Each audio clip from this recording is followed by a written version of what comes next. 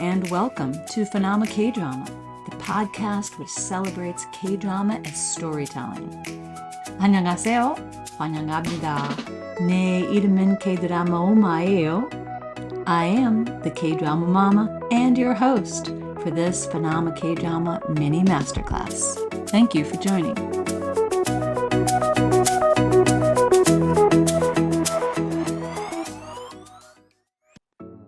Welcome to Season 1, Episode 1 of Phenoma K-Drama. Today we're going to be talking about Korean drama as literature and all the things that make K-drama way more like literature than like television entertainment. We'll get into it right after this story. It was super scary, but I did it anyway. I clicked download on my Netflix viewing history. Oh my goodness. This is a don't try this at home because I know that you listening are K-drama fans too, which means your history looks a lot like mine. It took forever to download. And, I was like acting weird, trying not to let anybody see what I was doing on my MacBook. Oh my goodness. The result was a staggering number of hours of my life represented in the download, and yours looks the same.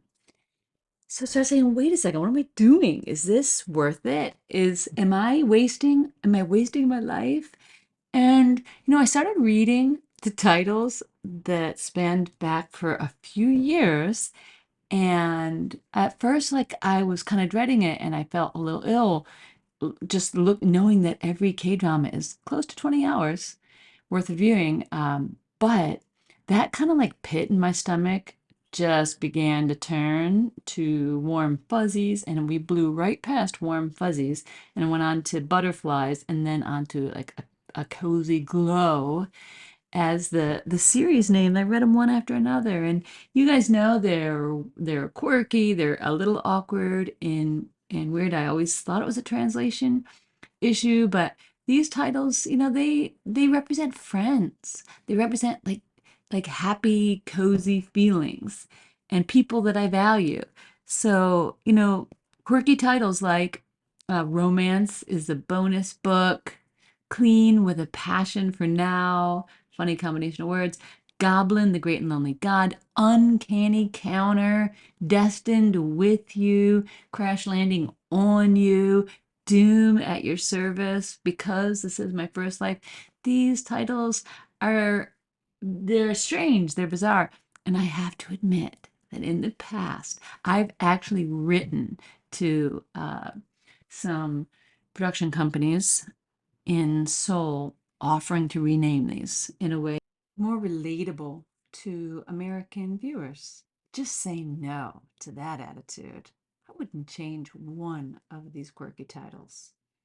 All in all, I feel great about the many happy hours I've spent watching Korean drama. I'm a subject matter expert at this point, and that's where this podcast comes in. Let's talk about it all together. Today I'm going to position K-drama as literature, and I intend to frame K-drama as more than television, but as expertly and thematically written storytelling.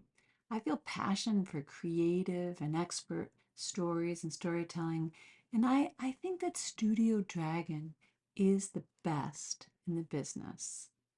I'm going to talk a lot about why I respect Studio Dragon storytelling above all other modern writers, and that's saying a lot, as I'm a native English speaker and I've been reading all my life. I've been a reader. I've read mostly in English. I do speak Spanish as well, and I went to university in Madrid, Spain. So it's true that I love the Spanish language and spent many years, like 10 years, just watching Spanish television out of Spain. That makes a difference. So there's amazing titles like Jaguar, Gran Hotel, El Internado, if you like creepy boarding schools, Las Chicas del Cable. These are great, but that's for another podcast. We are focused on K-drama as literature. So let's talk about the storytelling. So as English speakers, many of you are, not everybody, I think that the best storytellers in the English language are Jane Austen and Charlotte Bronte. Jane Austen's Pride and Prejudice, as well as Charlotte Bronte's Jane Eyre, are among the greatest stories ever told. There's so much like K-drama. There's mixtures of comedy and horror back to back. This opinion is based on like 15 years of hardcore reading the British classics. So I really know them from like 1790 to 1840. And honestly, I see a lot of crossover with the work being done at Studio Dragon in particular. So what's great about K-drama? Why am I calling it literature? Well, the story's slow burn, and that means that the viewer, you and I, we become intimately acquainted with the characters. We could buy these people birthday gifts. We know them. It approaches the feeling of friendship, and the characters are three-dimensional. They have flaws. We see their flaws. I really find the treatment of women to be preferable from the Korean perspective. And a couple other things. Storytelling is it's comfortable with letting things remain unresolved. Mostly, I think there's an intense expression of creativity and thoughtfulness in K-drama. I love that the writers and producers and directors go slow enough to carry themes across 20 hours of viewing. There's often a central message. There's very often sub themes and subplots, and the really good ones make all of the action and all of the script contribute to the theme. That's why you love it, and that's why I love it. So, for example, like overbearing parents, they'll talk about why that causes harm, like lifelong harm to their children. They'll examine like revenge. Is revenge enough of a reason to live? And everything contributes to that question and that idea. And sometimes we're talking about friendship for a long time. Is it worth the risk? There's pain, potential pain in friendship and love, romantic love. And are these risks worth it? So I love the plot connectivity. The end makes sense with the beginning, and there's seeds of intrigue and connection that are planted in minute 10 that are still going strong and deepening in 10 hours and 10 minutes in. The ideas and the themes are nurtured and they're watered and they're grown throughout the series, and it's really compelling. It's really exciting. It's very interesting. It's great work. So expert writers can blend genres, and we see that in my all-time fave British classic Jane Eyre. It's a comedy and a horror persuasively, convincingly. We see that also in some K-dramas, such as Romance is a Bonus Book. There's horrible moments of dealing with a mentor, a suicidal mentor facing really difficult and deep life questions, back to back with cute, happy, giggly moments juxtaposed with agony and brokenness. Another example of genre blending is 19th Life. See it in My 19th Life, because at one moment you're really laughing and then you're kind of screaming in terror, and then it gets really pensive. And I just think that blending of approaches is really, really interesting. And this is all by design. If you go on to Studio Dragon's website, which I think you should, their bumper is absolutely amazing. Well, their website is in Korean, actually. There is a button that says switch to English, but it never works. So, I mean, I'm the nerd with capital N who decided to learn Korean so that I could read some of the stuff and just put the subtitles on these shows in Korean. And actually, uh, Korean is, if you're thinking about trying it yourself, totally go for it, because Korean is easy to learn. It's not like some of the other Asian languages that work on a character system.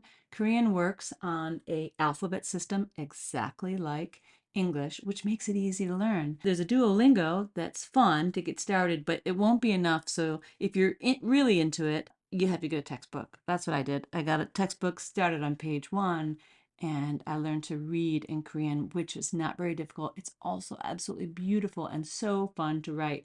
But it's easy because they had a king who was really avant-garde. They call him Sejong the Great, and he was the Choson dynasty, like 1397. I think he died in mid 1400s, like 1450. He was just into culture and Korean achievement, and he was really known for creating the modern language of Hangul, which is the Korean language. It's a phonetic system for writing the Korean language. Of course, it's the one in use today. He was just a genius, really ahead of his time.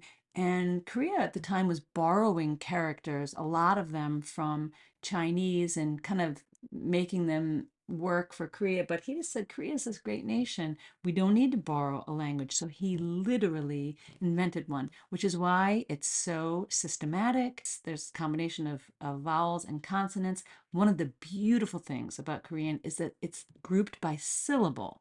If you're reading a word in English, like, development, you don't really know where to break the syllables. Development. But in Hangul, the words are organized by syllable. So you can never mispronounce a word because they're written in syllable groups. But like words, the words are made up of syllables, but they're separated in Korean, which makes it easier to read even than English. If you're a nerd, jump into that. It's a great time. Studio Dragon is what they're saying is that they're a premium storyteller group. That's literally how they define themselves. Not a production company, not a TV producer. They say we are a premium storyteller group that fascinates the world with our original story. Their two core values are universal emotions and original stories. And they say that they're running to create stories that the whole world can empathize with and enjoy together. They had me at hello. They had me at storytelling. Love it. So tune back in. We're going to be talking more about literary techniques. We're going to talk a little bit about food culture. We'll go over our ranking system on Phenoma K-Drama, which is a 5 handout ranking system, and an occasional bonus kimbap. I'll tell you all about that. And then we will move on to top K-faves to round out season 1 of Phenoma K-Drama, which is a 16 episode, no surprise, season. So thank you for listening. See you next time. Thank you for listening to Phenoma K-Drama. I am the K-Drama Momma. See you next time. Phenoma K-Drama 들어주셔서 감사합니다. 내가 K-Drama 엄마예요. 파이팅!